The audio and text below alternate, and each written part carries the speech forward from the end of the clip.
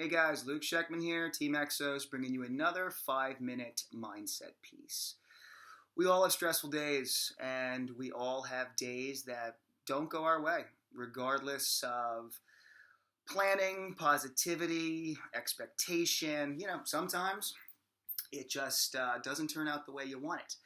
But what you should strive for is to, minimize the negative repercussions of that and to try and, carry that stress or that negativity or however you want to call it, that, pessimistic feel that you've gotten from the day for as short a time as possible.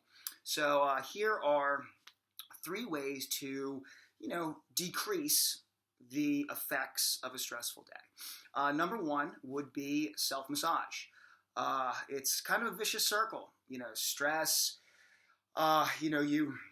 whatever it is that you perceive, you become emotionally stressed, and that translates to muscles and posture and tightness and compensation and all of that stuff. When your body doesn't feel right, that reflects back on your emotional state and your psychology. So it's kind of a circular thing.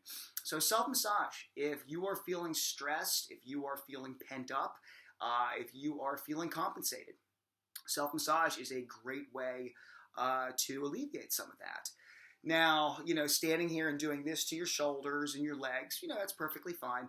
But a great way to do it is, myofascial release or foam rollers.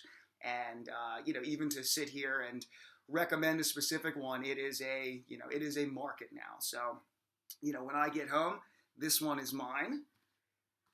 It's got all the little nubs on it. This one is looking quite medieval.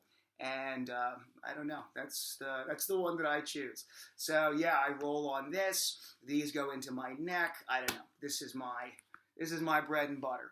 You also there's also kinds of things out there like this for your head and your scalp. You kind of rub, and it feels good. And apparently it stimulates hair growth and stuff like that. I haven't seen anything like that, but yeah, it's good for you.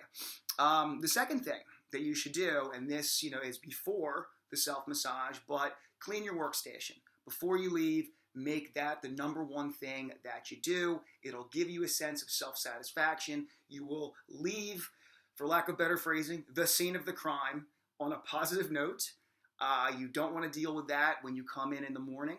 So yeah, just make sure, regardless of your headspace, we're all working from home right now, but this still translates, before you move into, whatever other piece of the day that you're moving into, make sure that your workspace is exactly the way that you want it when you pick up the next day.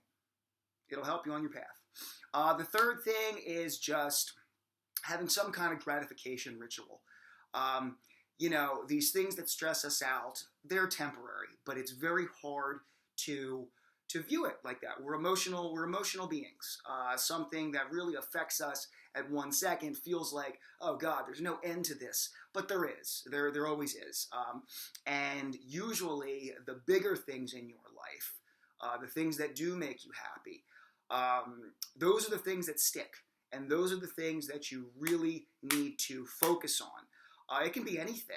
It could be something small. I'm happy over this great meal. I'm happy I got this from Amazon. Yeah, it's material, but whatever, it's fine.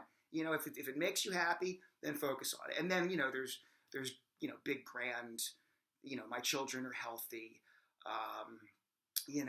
My parents are alive. I don't want to get too depressing here, but there's other things that you need to make sure you circle back on and write these things down. Write them down. Write them down, put them next to your bed, write them down in a little journal, take to work, put it on your dashboard, whatever it is. So, just to round things up, self-massage when you get home, try to decrease that tension, that inconsistency that is created from stress. I recommend this guy. Keep your workspace clean. You want to leave on a positive note, and you also want to leave with less work going in the next day. Or at least, you can get right to the meat of things.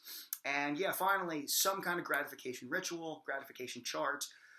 Work on it, think about it, continuously go back to it, add to it. It's good for your psychology. Thanks again, guys. Luke Scheckman, Team Exos.